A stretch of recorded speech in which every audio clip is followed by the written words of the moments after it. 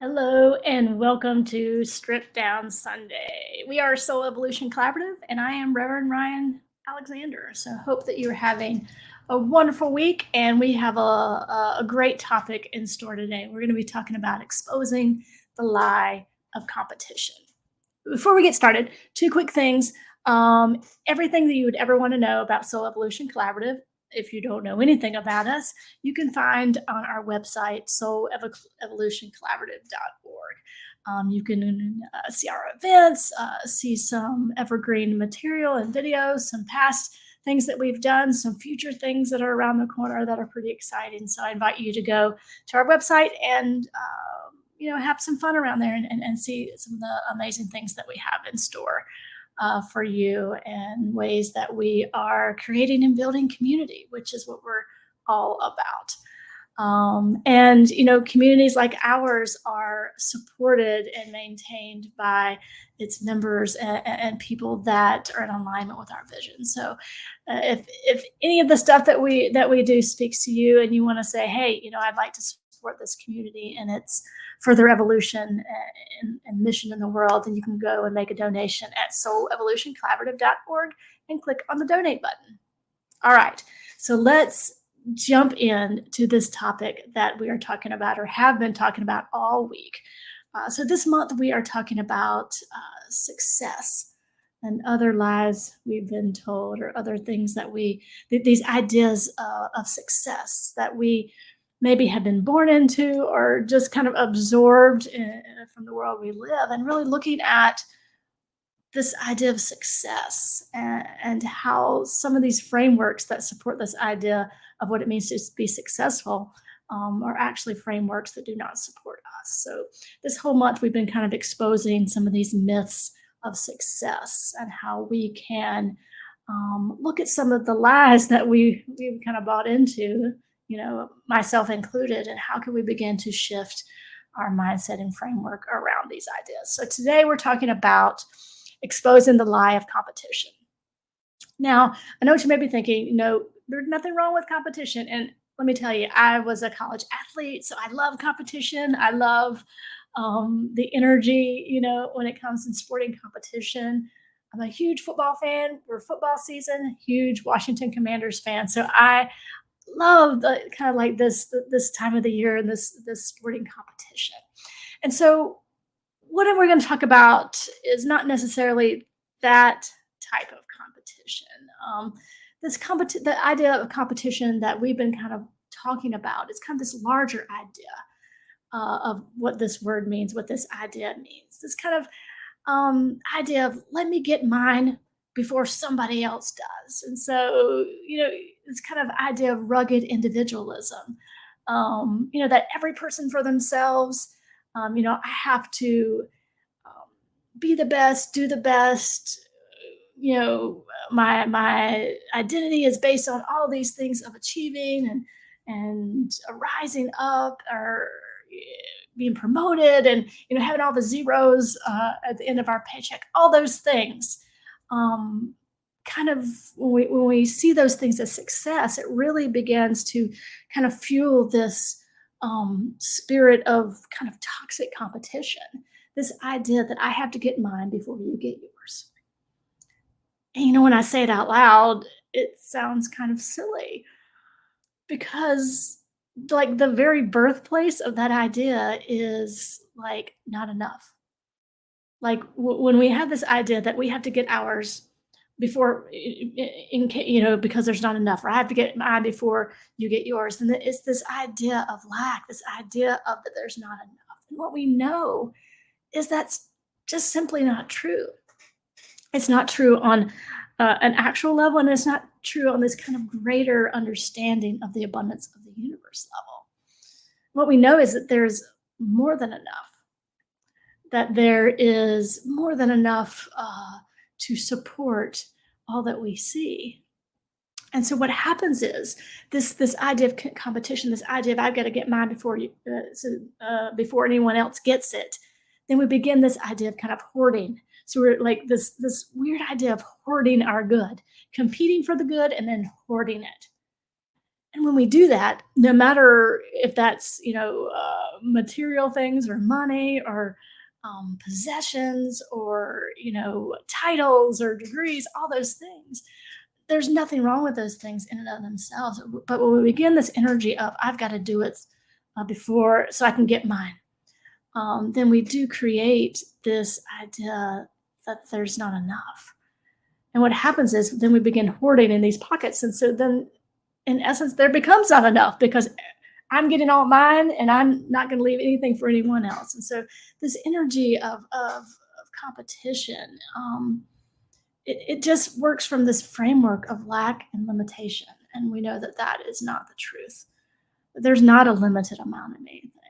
And this idea that we have to elbow and squeeze and push and struggle our way in order to get these things or to compete for these things, it just, this mindset has really infiltrated like our world, like every aspect of it. And so that's not to say that it's not important to want to improve ourselves or to grow or to transform or to evolve. All those things are important, but only from a space, when we begin that from a space of already enough. And so, what we've talked about this month is this idea that success is determined on things outside of us. And oftentimes, striving for success or striving for these things comes from a space of equating them to our worth.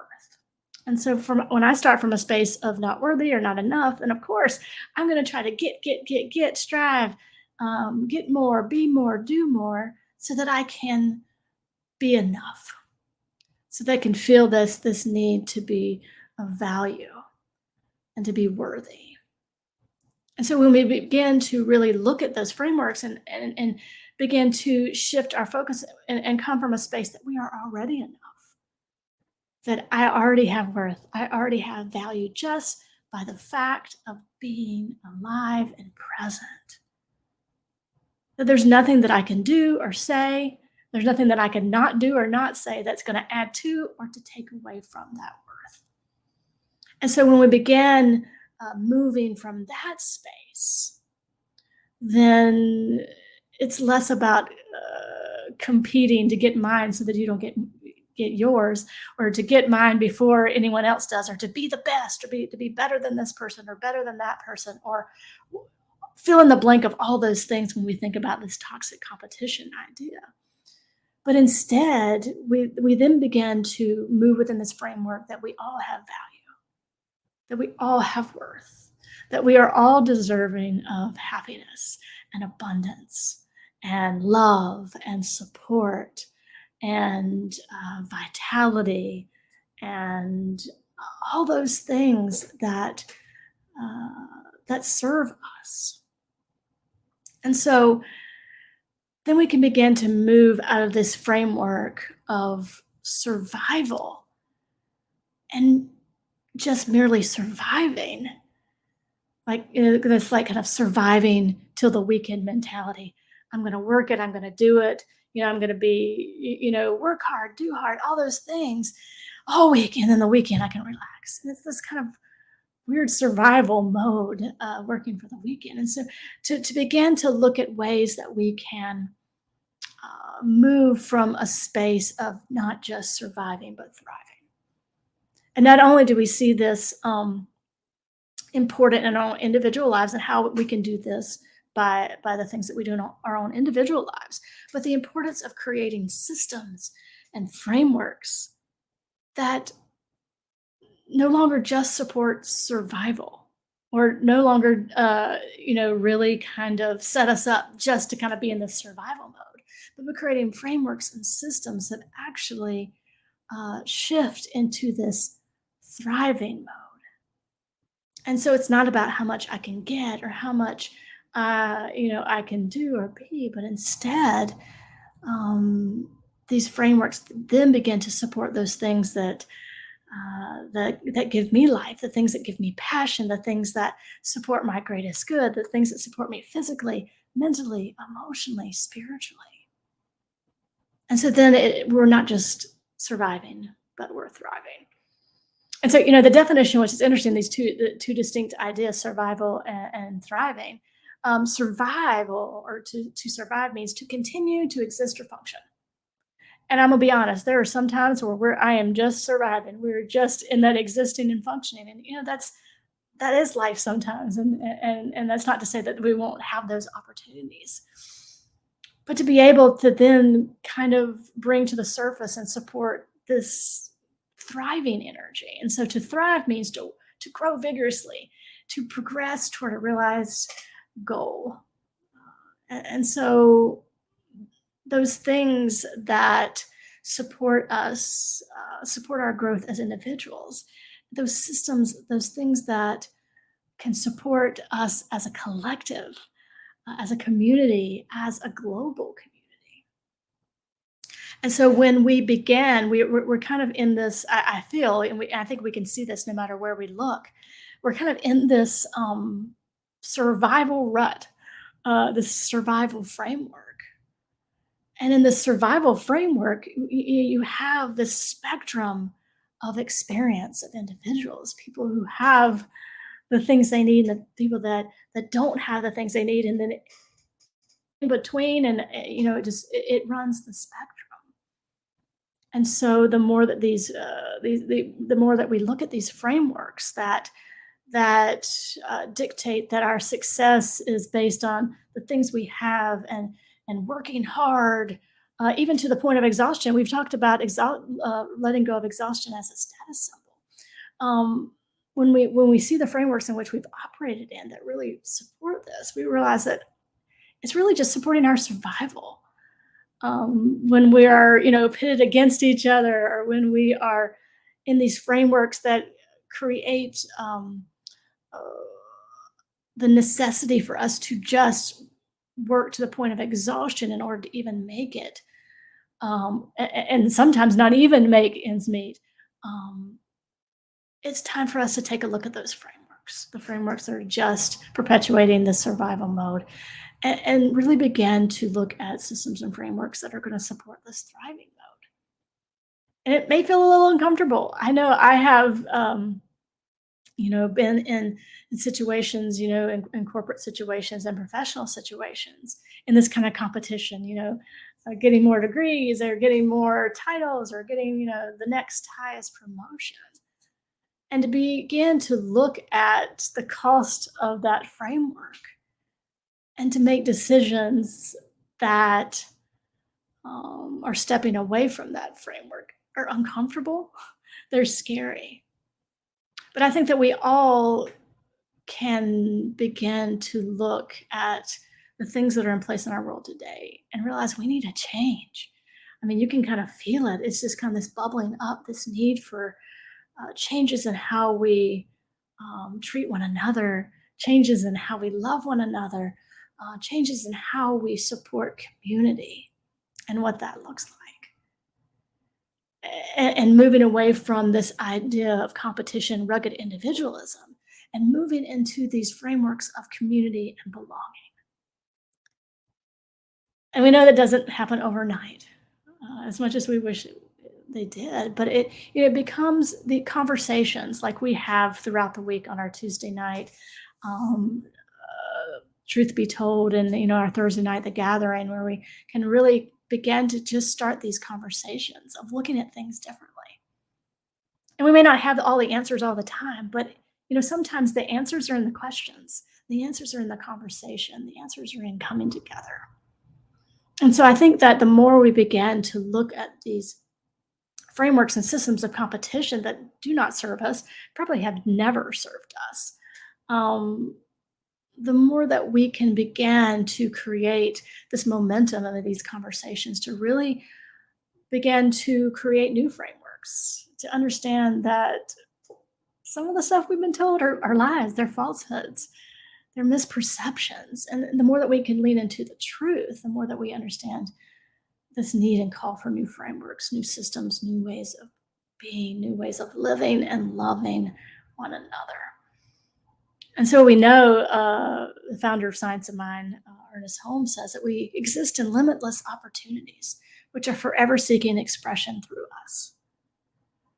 And we can feel that now, this call to newer expressions, newer ways of seeing, being, and moving in the world, ways that give voice to everyone, not just the folks with the loudest voice or the folks with the most toys or the folks with the most degrees, but to give voice to everyone, to understand that collectively we are a community, and began to move and develop ways to support that, to develop ways that we not only just survive, but to thrive.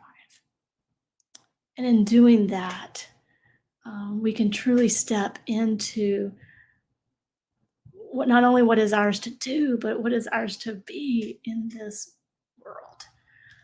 And so, understanding the importance of connection, the importance of community, the importance of this idea that there is enough, and begin to move from the framework of already enough. And honestly, I think this kind of changes when I can move from a space of already enough, when I can move from a space that I don't have to do or be or whatever, anything on the outside to be enough, then that just changes everything. It creates this expansion, it creates this freedom, it creates this movement, a movement that supports our growth, not only as individuals, but us collectively. So I would just invite you this week. This week for me has been really looking over these frameworks, looking over these old ideas and beliefs that I have kind of operated within, kind of without even thinking about it. So the invitation this week is to take a moment and to ask yourself, am I merely surviving or am I thriving? And what are some ways that I can begin to make these shifts in the framework, shifts in beliefs, shifts in supporting development of new systems and frameworks, not only in my own life, but in the lives of those around. And I think it's then that we will see and really understand and expose the lie of competition and really redefine what it means to be human, what it means to be a community, what it means to love and live with one another.